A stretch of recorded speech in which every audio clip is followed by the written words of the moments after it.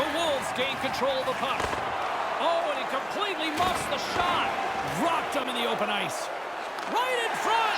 He scores! They tie it up. They've been working hard to get this game back to level, and that goal will do it. The good thing he one-times his puck. The goalie almost gets there, but the pass is on his tape in the low slot, and he beats him clean.